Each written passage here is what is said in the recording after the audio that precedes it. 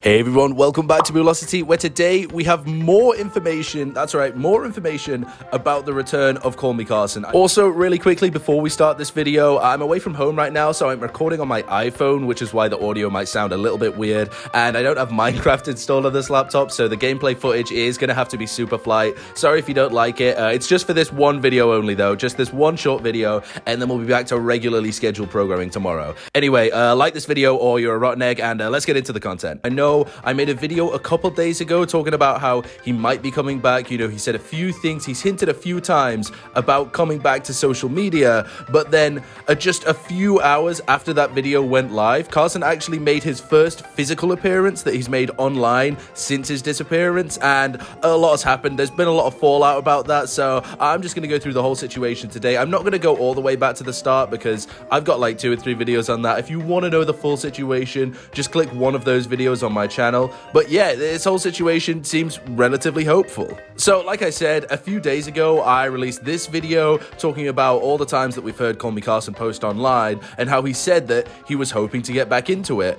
And then just a few hours later, this clip surfaced. I saw it in this tweet. Okay, so if you don't know who this is, it's CallMeCarson, and he just showed up on Mizkifs stream. It feels like I just saw Bigfoot. And honestly, yeah, I totally agree. Like, seeing him make a physical appearance is kind of just crazy at this point because it's been so long since we've seen anything close to it. And as I said in my last video, the reaction is not always welcoming. It's not always a very positive reaction, and that is exactly what happened this time. But I am actually gonna do something crazy, okay? I'm gonna go against what I said in my last video because after looking at some of the tweets, after looking at the situation as a whole, the whole thing does just kind of seem like the kind of thing that you have to be there to understand. I don't know. I'll try my best to explain it in this video. So of course, with a big creator like Carson doing some sort of semi-return, it's going to have a lot of eyes turned towards it. But then I saw this tweet, which kind of made me think about the situation differently.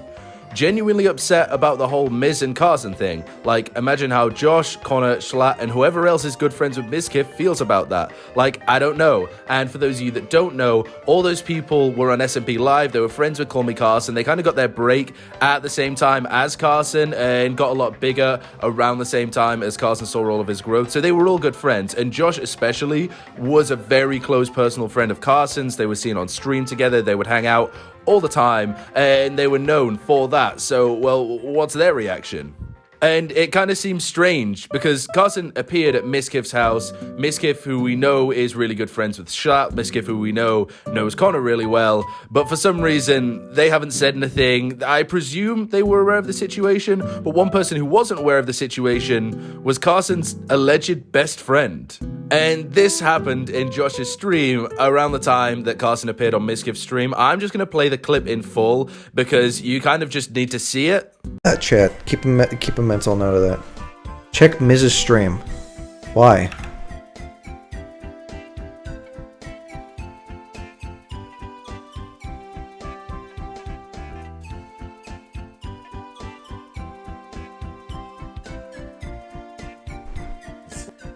Yeah, oh wow!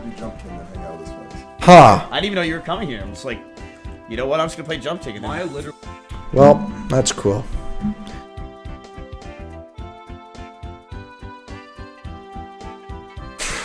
That's a mood killer. That's an absolute mood killer. Huh.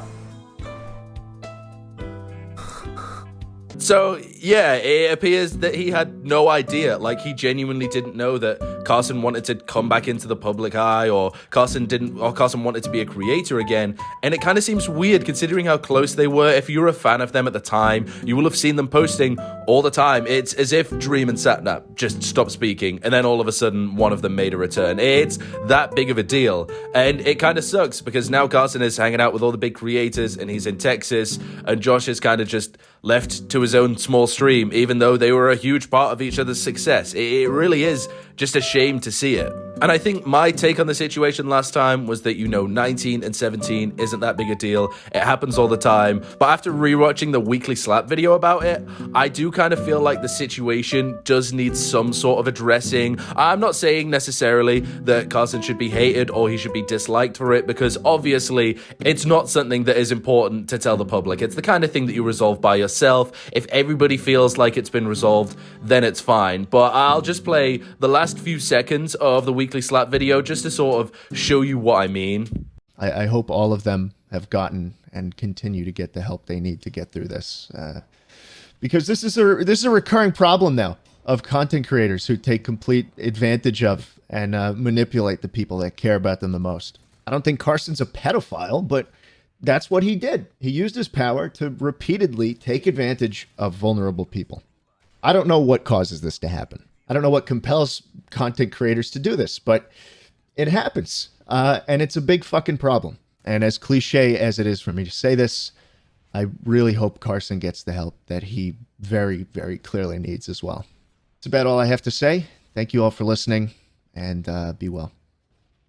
And yeah, this being the last time that Jschlatt publicly acknowledged Carson, as well as him not mentioning, even though he's at Mizkif's house, Mizkif, who is a good friend and also in the same organization as Jschlatt, it kind of seems just a little bit strange. I feel like we need to wait and see until the other creators comment, but I do feel like we're not going to hear much from Jawsh about this. It does kind of seem like him and Carson just aren't speaking anymore, which sucks, but I guess that's just a consequence of the situation that Carson found himself in. And I mean, I can't really comment as an outsider from a viewer's perspective on the situation, but it does seem like it was a lot more serious than just a 19 and 17-year-old. I mean, if you read the chat logs, which are available online, they're publicly online, it really doesn't read that way.